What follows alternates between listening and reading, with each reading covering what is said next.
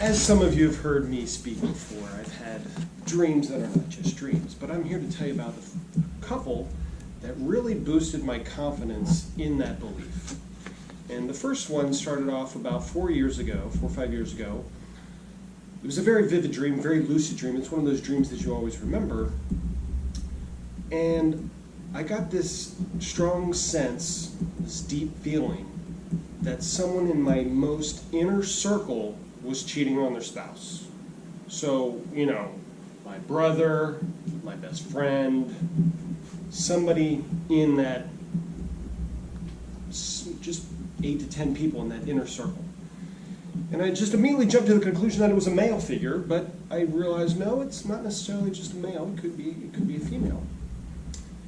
And of course the feeling was overwhelming, and I woke up to my wife, who was staring at her phone at 6 o'clock in the morning.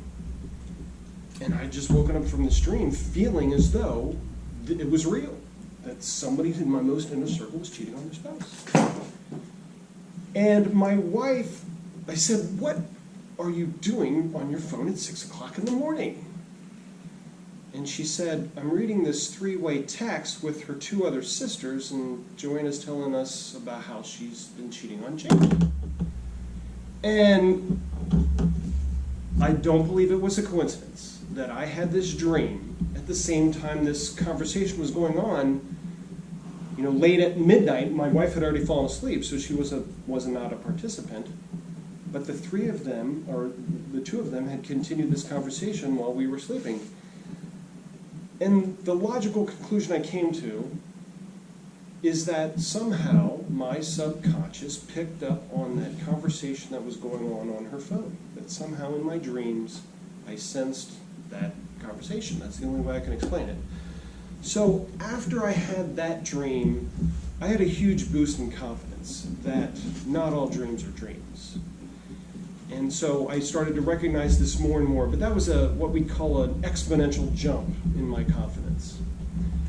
The other dream was about my dad and his 1962 truck, which I now own, stored at my mom's garage still, but we like to take the truck out for a drive in Glendale, and I still do that with my 3 daughters today. And in this dream, I was driving with my dad and going around I like to see all the old houses I worked on, about fixing that window and putting a deck on that house and completely gutting that one.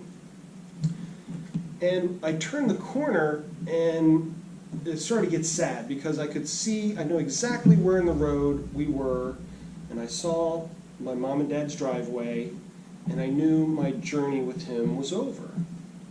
And we looked at each other, and you can communicate non-verbally in dreams and in the spiritual world, but non-verbally, I tell my dad, "I know you're there, I know this is real, I know this is not a dream." And he started to cry, which my dad never cried. And so to see my dad cry in my dream, I believed it was real, that it wasn't just a dream. And we knew our time was over because the driveway was there and I was going to pull the truck in, and so my dad and I gave each other a big, big bear hug, and I woke up. And I woke up feeling like I just gave my dad a really big bear hug. And so those 2 dreams, to me, were huge jumps in my confidence in the belief that not all dreams are just dreams. Some are premonitions, some are after-death communications from your loved ones. And so I would encourage you to pay attention to more of your dreams and to write them down. Writing down your dreams when you wake up helps you remember them longer. And one of my techniques to help me remember my dreams, when I first wake up, I don't open my eyes right away.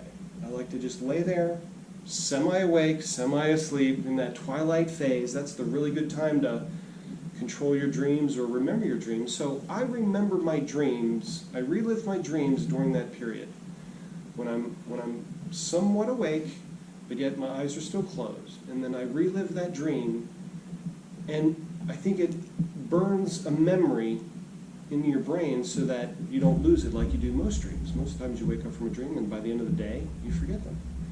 But I remember a lot more of my dreams simply because of that technique. Of course, the other technique is to write your dreams down. And then, of course, if you ever do get a sign from some loved one with a message, feel confident that you can reach out to a person and tell them about a dream you had about their loved one. Thank you, Madam Toastmaster.